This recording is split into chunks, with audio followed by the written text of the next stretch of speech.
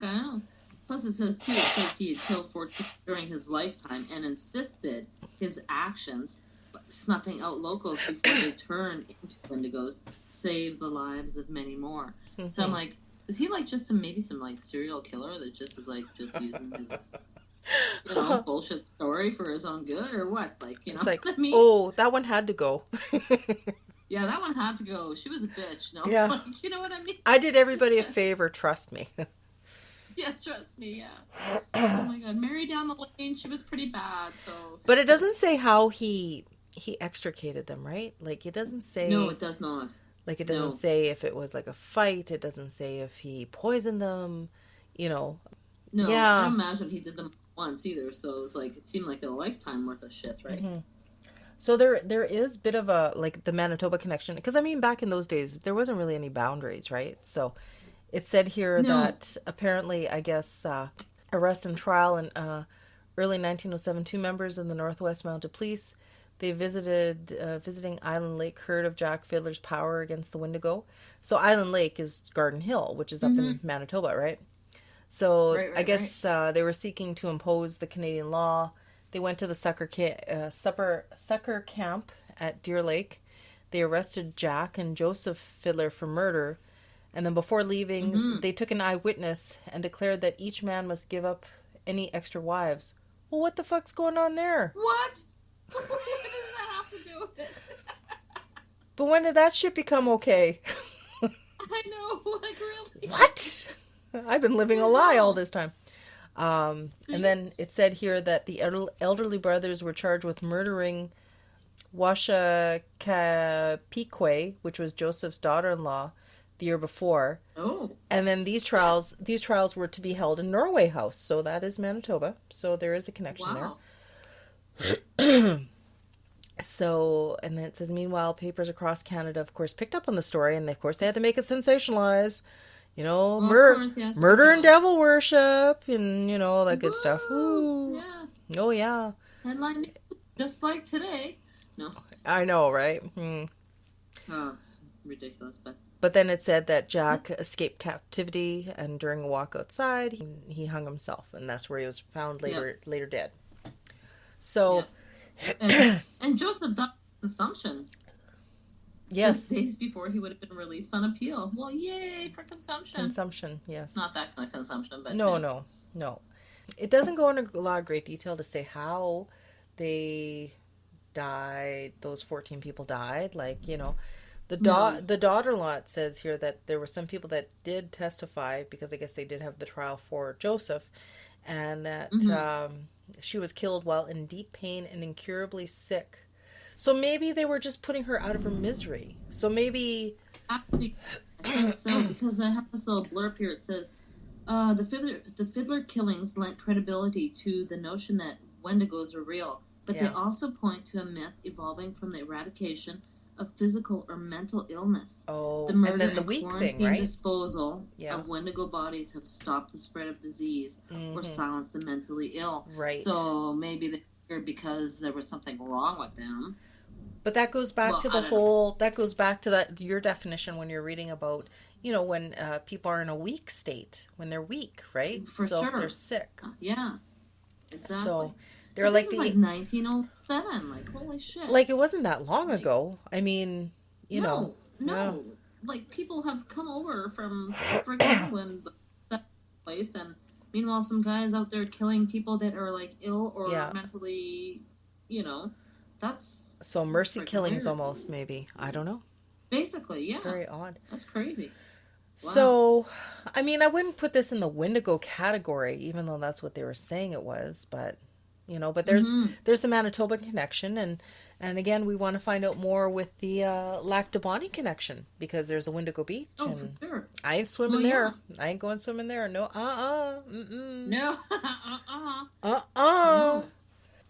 Anyway. Oh, I have this other little thing here too. Remember, we were talking about the Wendigo psychosis. Oh yes. It says a mental illness that manifests itself in a hunger for human flesh. Wendigo psychosis could be a cannibalistic delusion or a condition completely fabricated. It says Swift Runner, a member of a Cree tribe in the 1800s, who ate his family, while living within 25 miles of the nearest supply post, is one infamous story.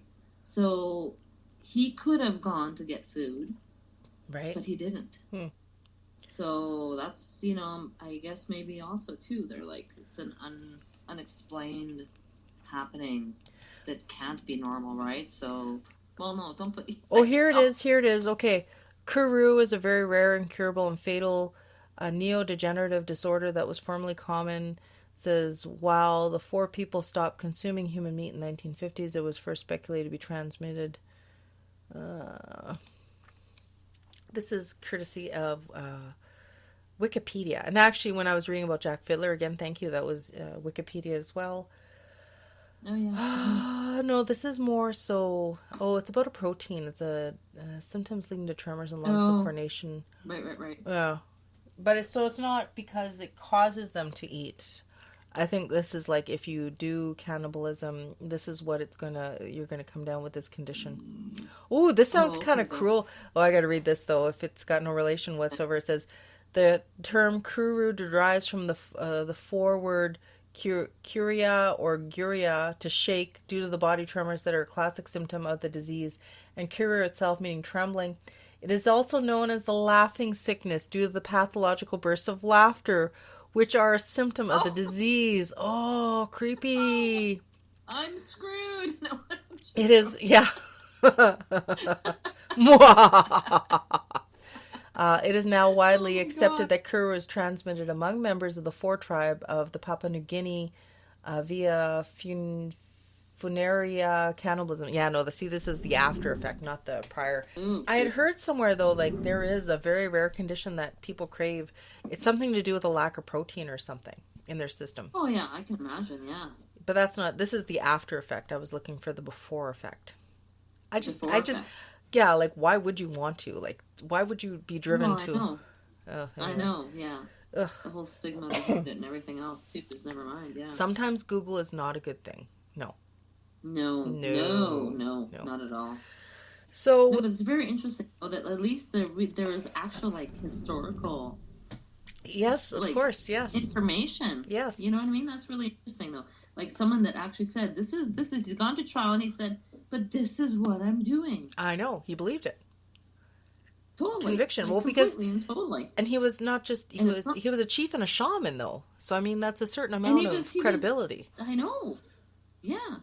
He even told a Methodist minister about it because he totally proclaimed that this is what he was. Yeah.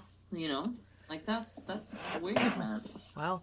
So, okay, so yeah, that's, I guess we'll wrap up the Wendigo because that's all we got. Our little blurb. Our little Wendigo blurb. The sick cousin to the Skinwalker and, yeah. Same kind of idea, really. Who wins? Which one's the worst one? Which one is the worst one? What do you think? Oh, yeah.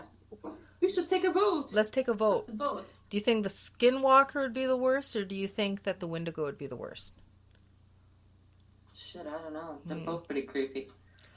I still say the Skinwalker's the worst. Mm-hmm. Because it's... Well, can it, like, walk, like, 200 miles in a day or some shit? No. Well, because it manipulates, right? Because it can manipulate itself and change back. Yeah. You just don't know. You don't know. You could be sitting beside somebody on the bus. Creepy. It could be a Skinwalker. You don't know. You don't know. No, I know. You're no poof. You're toast. You don't know. I don't know. I know nothing. I know nothing. I am a mushroom. You are a mushroom. I sit in the dark and I'm fed shit. But so, I got a lot of editing. I have a lot of editing between the coughing fits and oh my god. I know, and the seeking of drugs and everything. I know. I'm gonna NyQuil myself.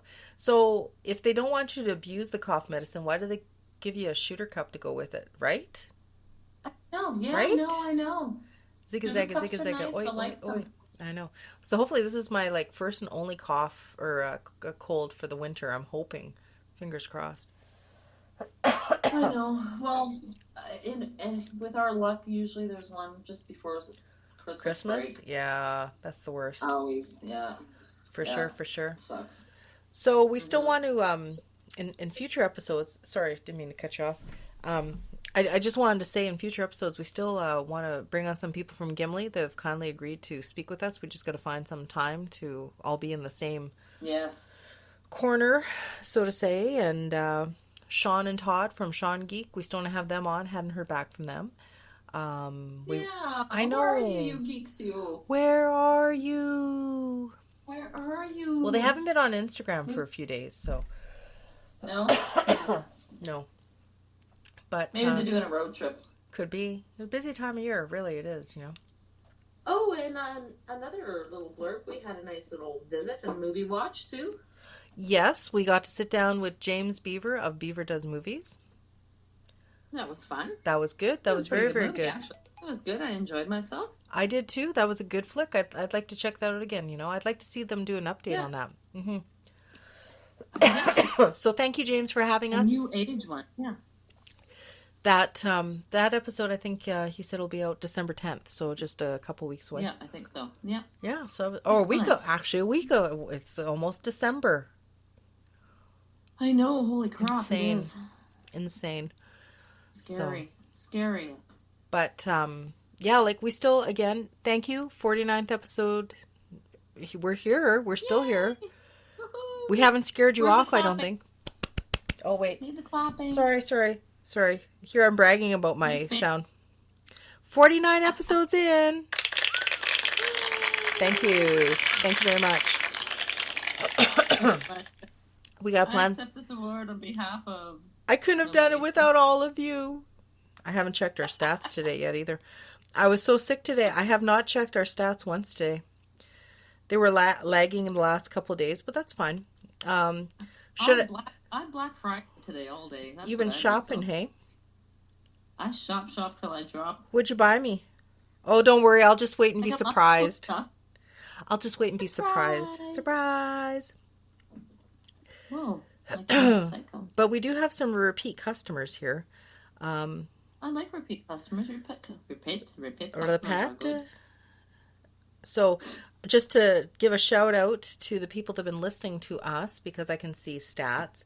Over the last 3 weeks, we've had people obviously from Canada, United States, Australia, Hong Kong, Malaysia, United Kingdom, yes, Romania, Norway, Denmark, Finland. I try. So Winnipeg, Arizona, Bolton, Ontario, Highport, North Carolina. I see you on here quite a bit. Who are you? Please get in contact with us. Say hello. Drop us a line on Facebook, or our address or email address is Givinguptheghostpodcast@gmail.com. Excellent. Toronto, Henderson, Nevada. Can't talk. Bowling Green, Ohio, Atlanta, Miami, Florida, and Papillon, Nebraska. Amazing. Holy shit. Come on down. Come on down. Tell us stories. My cat is acting like a nut. Tell us some spooky stories. Go away, little nut. Everyone has a story. Everybody has a story. And Friday night's all right for fighting germs. I was trying to think of something for me, but I don't really have anything. Nothing perky? Right for butt lightning? I don't know. Friday night's all right for fighting germs. Yeah. Friday. I think there was a really bad song there a few years back. That's right. So I guess this would not be a ramble. So this is actually a spotlight on the Wendigo in Manitoba. I would think I'm declaring it now. I'm throwing that gauntlet down, and we're going to do more stories on it.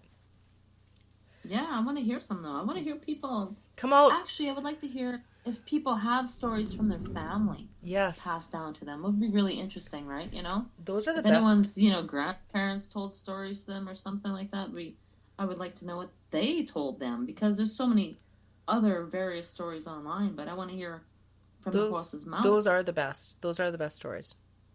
They are, yeah. Totally.